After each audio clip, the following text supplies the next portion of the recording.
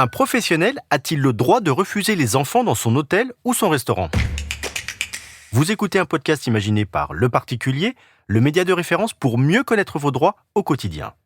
Aujourd'hui, nous répondons à la question de Childéric. Sur la route des vacances, en famille, il décide de faire une halte et de terminer son trajet le lendemain. À sa grande surprise, l'hôtelier refuse de lui donner une chambre en expliquant que son établissement est réservé aux adultes.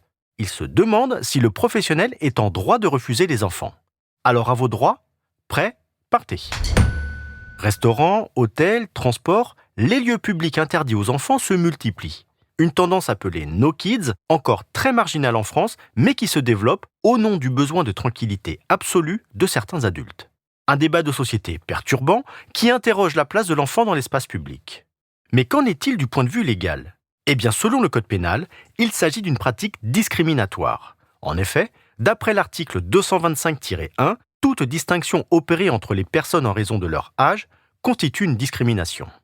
Et lorsque l'infraction est commise dans un établissement recevant du public ou pour en interdire l'accès, son auteur s'expose à 5 ans de prison et 75 000 € d'amende. Vous pouvez donc rappeler ce principe de non-discrimination aux responsables de l'hôtel ou du restaurant. Peu importe le règlement de l'établissement, le code pénal est le plus fort et c'est ce texte qui doit s'appliquer. Et si l'établissement fait partie d'une chaîne, vous pouvez en référer au réseau auquel il appartient. N'hésitez pas non plus à saisir le défenseur des droits qui lutte contre les discriminations et défend les droits de l'enfant. Vous pouvez le saisir directement par l'intermédiaire du site internet défenseurdesdroits.fr. Et puis rappelons qu'un enfant n'est pas un adulte en miniature. Leur interdire l'accès à certains lieux pour des raisons purement commerciales revient à nier leur nature. Alors réponse simpliste à une demande sociale ou symptôme inquiétant d'une société qui ne tolère plus ses propres enfants, chacun se fera son opinion.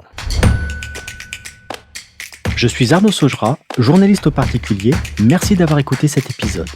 Si ce podcast vous intéresse, vous pouvez également retrouver toute l'actualité patrimoniale sur notre site leparticulier.lefigaro.fr.